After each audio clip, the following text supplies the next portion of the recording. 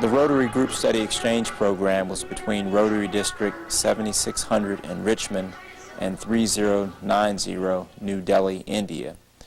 The Group Study Exchange team consisted of Earl Hale of Hopewell, Virginia, a retired Army officer and retired proprietor of a landscaping business, Christina Cavallo of Richmond, Virginia, an attorney for the Petersburg Agency on Aging, John Edwards, Jr. of Smithfield, Virginia, planner for the City of Newport News, Virginia's Department of Planning and Development, Jimmy Lee Powell, Jr. of Richmond, Virginia, Human Resources Manager for the State of Virginia's Department of Taxation, and Harold Roach, Jr. of Hampton, Virginia, Administrator with the City of Newport News Department of Codes Compliance. The purpose of the Group Study Exchange Program was to promote international understanding and goodwill and serve as a means for the exchange of ideas and cultural experiences. The team landed in New Delhi, India on the 8th, approximately around noontime, and immediately traveled for about 4 hours by car to Agra, the site of the Taj Mahal. The Taj Mahal, the most photographed building in the world, was one of the 8 wonders of the world. Built in 1652 by an Indian king, Shah Jahan, the Taj is a memorial to the king's deceased wife, Mumtaz Mahal.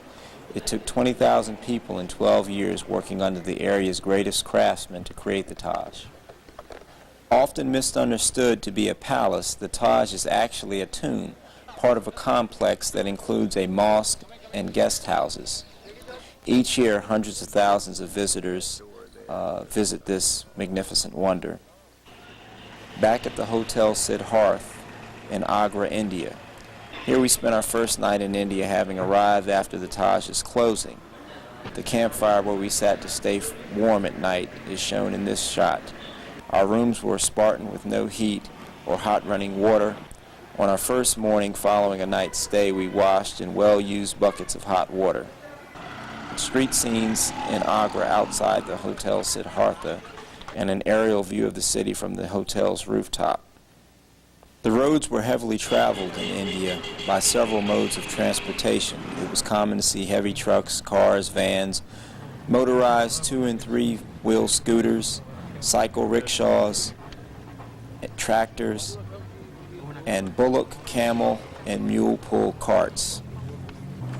A later email that I received from a friend in India indicated that the team that was visiting was having difficulty traveling around the United States because of the high rate of speed that we travel on highways.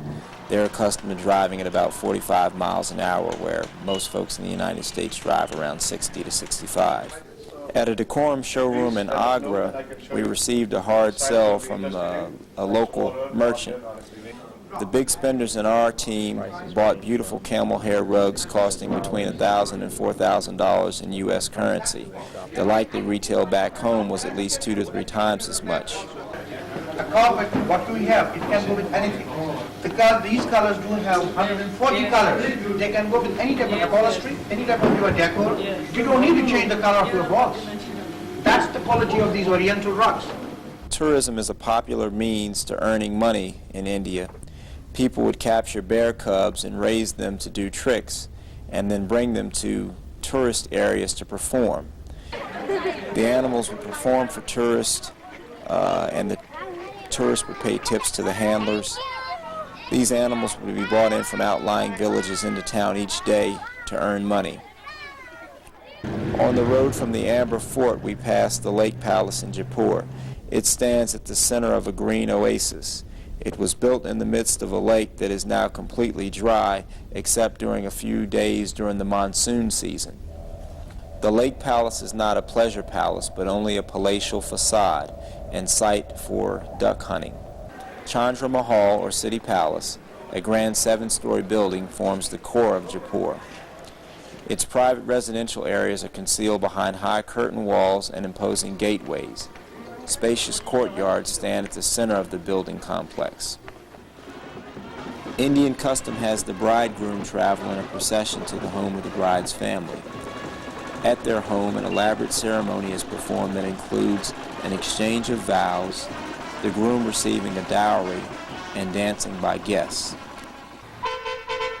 In our travel, we noted the presence of many American firms or their subsidiaries. The former Gulf Oil has a large presence in India as Indian Oil, shown here at this truck stop. Gas was particularly expensive, even by international standards. 1 liter of gas cost approximately $4 US. During our travel to Mansa, our host had us visit a rice field. It wasn't until we were back in the truck that I noticed that natural fertilizer was the standard used. As always, our hosts were warm and hospitable. Here they encouraged us to make fools of ourselves by joining them in a cultural dance. I was fortunate to be operating the video camera. Despite the fact that 2 grown men had to share a bed, this room was one of the better accommodations during our stay and probably the best in Sanam, India. Our room was furnished with heat, hot water, and functional plumbing. This operation provided cans for vegetable oil. The guy at the water drum is doing quality assurance, checking for leaks.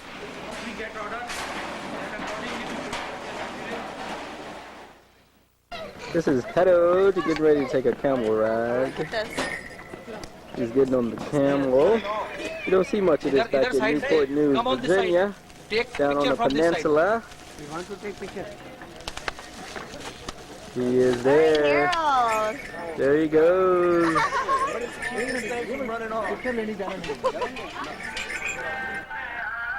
The Golden Temple at Amritsar is the Sikh religion's holiest temple. Set within a complex which limits access and provides security for the building, the temple is at the center of the site. The top of the building is actually made of gold. Our host provided a tour of a local sugarcane factory in Faridkot. John, a volunteer firefighter, had serious concerns about some of the things he saw. We all recognized in one respect how lucky we are to be so heavily regulated by the United States government. The DAB school at Abohar, at the very last minute, hosted a reception for us. This event was organized with about a half-day's notice. Mr. Sagu, a Sikh businessman, operated a combine factory that was handed down by his father. The machines shown cost roughly $17,000 in U.S. currency. We met hundreds of nice people during our travel.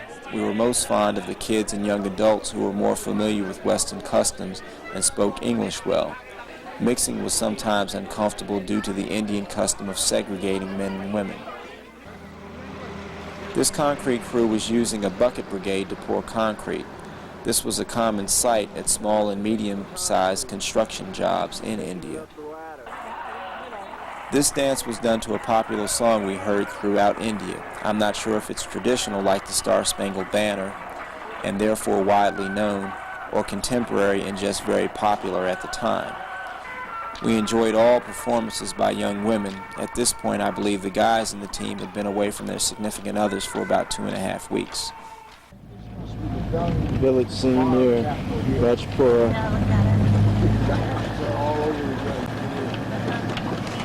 It's cow manure. A cow manure, horse manure, whatever. They put it in a little package, let them dry, and then burn them. It's made in Sanam. One was burning. There was some wood in there, but most of that was burning. I should have seen if you'd eat one. Do I eat one? I was like, hoping I hadn't ate one already. That's what I was trying to think about. So they burn it and then they do what with it? Everybody used it for the bonfires? Yeah. You didn't notice that? Fuel. They're recycling wood. Cow manure. That's what it is. Recycled cow manure. That's what it is. That's why the fire is. This is the most fun I've had since we rode this elephant. Hey.